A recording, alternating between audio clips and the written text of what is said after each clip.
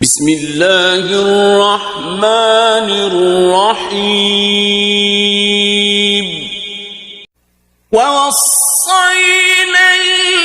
الانسان بوالدیہ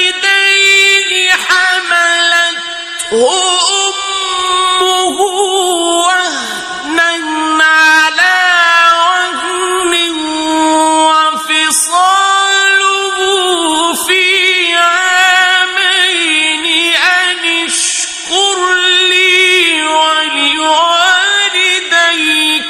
إلي المصير. اعوذ باللہ من الشیطان اللعین الرجیم. بسم اللہ الرحمن الرحیم. الحمد لأہلہ والصلاة علی اہلہا. اما بعد، قال مولانا امیر المؤمنین علی بن ابی طالب صلوات اللہ وسلامہ علیہ: ولم يشدد عليك في قبول الإنابة ولم يناقشك بالجريمة ولم يؤيسك من الرحمة بل جعل نزوعك عن الذنب حسنة وحسب سيئتك واحدة وحسب حسنتك عشرا وفتح لك باب المطاب وباب الاستعتاب فإذا ناديته سمع نداءك وإذا ناجيته علم نجواك فأفضيت إليه بحاجتك وأبثست ذات نفسك وشكوت إليه همومك. صدق مولانا امیر المؤمنین علی بن ابی طالب صلوات اللہ وسلامہ علیہ.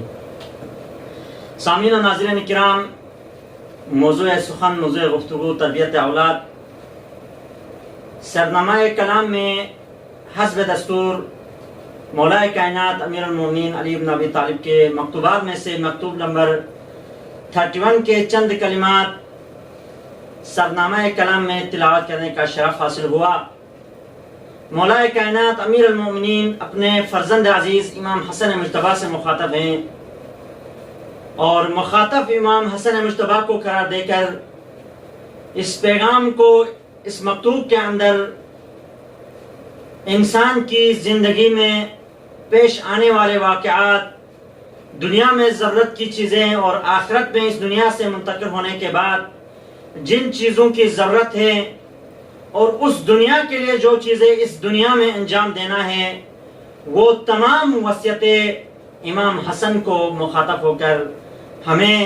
پہنچا رہا ہے امام حسن کے ذریعے. تو مولا کائنات نے ارشاد فرمایا: وَلَمْ يُشَدِّدْ عَلَيْكَ بِالْقَبُولِ الْإِنَابَةِ، اور پروردگار عالم نے آپ کی توبہ کو قبول کرنے کے لیے کوئی سختی سے کوئی شرائط نہیں رکھی. وَلَمْ يُنَاقِشْكَ بِالْجَرِيمَةِ، نہ گناہ کے بارے میں تم سے سختی کے ساتھ جرح کرتا ہے. وَلَمْ يُؤْيِسْكَ مِنَ الرَّحْمَةِ، اور نہ اپنی رحمت سے مایوس کرتا ہے. پروردگار عالم وہ ذات ہے جس کے بارگاہ سے کوئی بھی انسان مایوس نہیں جاتا ہے، اور نہ وہ پروردگار اپنے مخلوقات کو، اپنے بندوں کو مایوس کرتا ہے. اس کے در سے کوئی بھی خالی ہاتھ نہیں آتا ہے، چاہے شاہ ہو یا گدا ہو. جو بھی اس کے در پہ جھکتا ہے، اس کے در سے مانگتا ہے، اس کے در سے کوئی ہاتھ خالی نہیں آتا، کوئی مایوس ہو کر مایوسی کے عالم میں نہیں پلٹتا، بلکہ وہ ذات وہ ہے جو کسی کو بھی مایوس نہیں کرتا. بل جعل نزولک عن الذنب حسنة، بلکہ اس نے گناہ سے کنارہ کشی کو بھی ایک نیکی قرار دیا. پروردگار عالم نے اپنے بندے کو جب وہ گناہ کرتا ہے اور ایک مرتبہ وہ مایوس یعنی وہ پشیمان ہو کر اس گناہ سے کنارہ کشی اختیار کرتا ہے، تو خداوند عالم نے اس کی اس کنارہ کشی کو بھی ایک نیکی قرار دے دیا. وَحَسَبَ سَيِّئَتَكَ وَاحِدَةً، اور خداوند عالم کتنا عظیم اور مہربان ذات ہے، جب ہم گناہ میں مبتلا ہوتا ہے، ہم سے جب گناہ سرزد ہوتے ہیں، اور وہ خلاق دو عالم ہمارے گناہوں کو ہمارے صف اعمال میں صرف ایک ہی گناہ شمار کرتا ہے، ایک ہی گناہ کو انجام دینے کا سزا اس صف اعمال میں لکھ لیتا ہے۔ وَحَسَبَ حَسَنَتَكَ عَشْرًا، لیکن کتنا کریم ذات ہے، جب وہ اپنے بندوں میں سے کوئی بندہ کوئی نیکی، کوئی اچھا اعمال یا کوئی اچھا فعل انجام دیتا ہے تو اس کے صف اعمال میں صرف ایک حسنہ نہیں لکھتا ہے، بلکہ 10 برابر 10 گنا اضافہ کر کے اس کے صف اعمال میں لکھ دیتا ہے۔ اور وہ پروردگار اسی پر اکتفا نہیں کرتا ہے، وَفَتَحَ لَكَ الْبَابَ الْمَتَابِ وَبَابَ الْاِسْتِعْتَافِ، اور خداوند عالم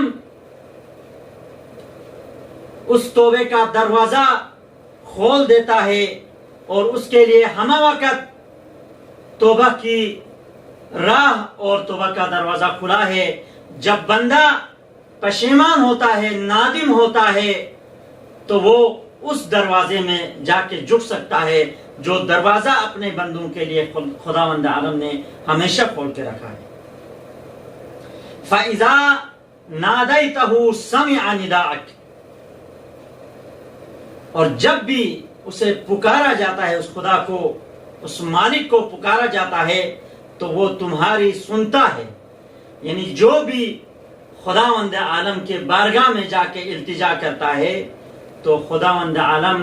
پروردگار وہ ذات ہے، ہماری التجا کو قبول کرتا ہے اور ہماری التجا کو سنتا ہے۔ وَإِذَا نَاجَيْتَهُ عَلِمَ نَجْوَاكَ، اور جب بھی راز و نیاز کرتے ہوئے اس سے کچھ کہو تو وہ جان لیتا ہے۔ جب بھی اپنے پروردگار سے راز و نیاز کر لو تو وہ پروردگار جانتا ہے، اور ہماری نیتوں سے، ہمارے دلوں کے اندر جو خیالات اور تصورات جو ہم راز و نیاز کرتے ہیں پروردگار سے، ان سب کے بارے میں وہ رب علم رکھتا ہے اور جانتا ہے۔ فَأَفْضَيْتَ إِلَيْهِ بِحَاجَتِكَ، تو تم اسی سے مرادیں مانگتے ہو اور اسی کے سامنے دل کی بید کو کھولتے ہو، اسی سے اپنے دکھ درد کا رونا روتے ہو۔ تو فقط انسان کی زندگی میں اگر کسی در سے وہ مایوس نہیں ہوتا ہے تو وہ صرف اور صرف در پروردگار ہے۔ پروردگار کے در سے کوئی بھی انسان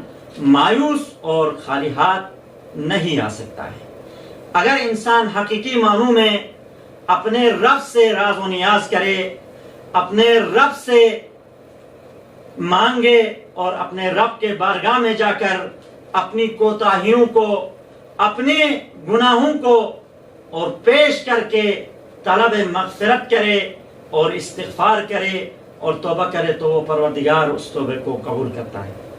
تو سامعین و ناظرین کرام، موضوع سخن جو ہے تربیت اولاد ہے۔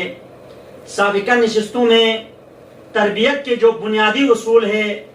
اساسی جو قواعد ہے، عوامل ہے تربیت کے، ان میں سے ایک وراثت ہے اور دوسرا عامل ماحول ہے، جسے عربی میں بیعہ کہا جاتا ہے، یعنی ماحول۔ تو تربیت کے حوالے سے وہ موضوع جو عوامل، سب سے پہلا عامل وراثت ہے، اس کے حوالے سے چند مطالب عرض کر چکا ہوں۔ آج انشاءاللہ ہمارے سامعین کی خدمت میں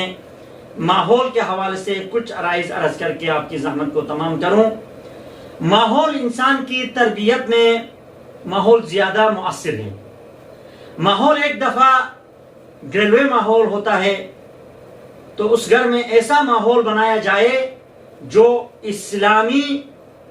اسلام کی نظر میں مفید اور فائدہ مند ثابت ہو، اور ایک دفعہ گھر سے باہر کا ماحول ہے۔ اگر گھر کا ماحول تو اچھا ہے لیکن باہر کا ماحول بھی اسلامی ماحول ہو تو تب تربیت کا اثر ہو سکتا ہے۔ اس لیے تربیت کے دوران ایسا ماحول فراہم کیا جائے جو تربیت میں مثبت اثرات رکھتا ہو، کیونکہ اسلام کے دستورات میں سے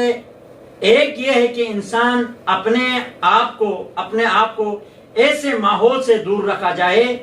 جس میں مذہبی اور اسلامی رسومات کو آزادی کے ساتھ انجام نہ دے سکتا ہو، تو اس صورت میں اس ماحول سے اپنے آپ کو دور کرنا ضروری ہے، کیونکہ اسلام نے ماحول کو بہت ہی زیادہ اہمیت دی ہے اور تاکید کی ہے کہ اگر کسی نئے ماحول میں جانا چاہتے ہو تو وہاں کے ماحول کے بارے میں پہلے تحقیق کرو، دیکھو کہ اس جگہ کا ماحول کیسا ہے، اور جس ماحول میں زندگی گزارنا ہے اگر وہ ماحول صحیح نہیں ہے تو اسے چاہے کہ اس ماحول اور اس معاشرے سے ہجرت کرے۔ البتہ ماحول کے بنانے یا بگاڑنے میں افراد کا بہت ہی ہاتھ ہے، لیکن پھر بھی اگر جس جگہ میں جس معاشرے میں آپ زندگی گزار رہے ہو اگر اس معاشرے کا ماحول صحیح نہیں ہے، وہ معاشرہ صحیح نہیں ہے، تو اس معاشرے سے کیا ہے ہجرت کرنا ضروری ہے۔ اور اس کے بارے میں بحث کیا ہے، معاشرہ شناس لوگوں نے بہت ساری بحث کی ہے، ان تمام ابحاث کو مطرح کرنا مقصود نہیں ہے، لیکن یہ بات مسلمات میں سے ہے کہ ماحول کا کردار انسانی تربیت میں بہت زیادہ مؤثر ہے، کیونکہ انسان کے افعال اس کی فکر اور اس کی فکر کا نتیجہ اور اس کی فکر سے جو نتیجہ وجود میں آتا ہے، اور انسان اسی ماحول کے طرز فکر کو اختیار کرتا ہے جہاں وہ زندگی بسر کر رہا ہے، کیونکہ انسان کی فکر اسی ماحول کے مطابق بنتی ہے جس ماحول میں وہ زندگی گزار رہا ہے۔ لیکن انسان کا تکوینی وجود میں ماحول کا بہت بڑا کردار ہے، اور اس بارے میں ایک عام اور راج عقیدہ یہ ہے کہ یہ ماحول جو وراثت کی طرف سے فرع کو اصل کی طرف سے جو صفات ملتی ہے، چاہے وہ صفات عامہ ہو یا صفات دقیقہ ہو، جو فرع اپنے اصل سے مشابہتاً حاصل کرتا ہے، ایک عام نظریہ اور عقیدہ یہ ہے کہ یہ ماحول ان وراثتی جو صفات حاصل ہوتے ہیں ان صفات کے اوپر بھی کیا ہے اثر انداز ہوتا ہے، ان صفات کو بھی تغیر اور تبدل کرتا ہے ماحول۔ لیکن علماء وراثت نے تقریباً 20-30 سال ریسرچ کیا اور اپنی علمی استطاعت کو صرف کیے اور تجربہ کرنے لگے، اور انسانوں، نباتات اور حیوانات حتیٰ کہ انسانوں کے اوپر اپنے ان تجربات کو جاری کرنے کے بعد اس نتیجے پہ پہنچے کہ ٹھیک ہے ماحول ایک عامل بن سکتا ہے، یعنی وراثت جو ایک عامل ہے تربیت کا، اس کی مدد تو کر سکتا ہے ماحول، لیکن جو وراثتاً فرع جو اصل سے جو صفات حاصل کرتا ہے ان صفات کو منہدم نہیں کر سکتا ہے، یعنی ختم نہیں کر سکتا ہے۔ کیونکہ وراثت ایک امر ذاتی ہے اور امر ذاتی کے اوپر تغیر اور تبدل عارض نہیں ہو سکتا ہے۔ بس اس سے یہ معلوم ہوا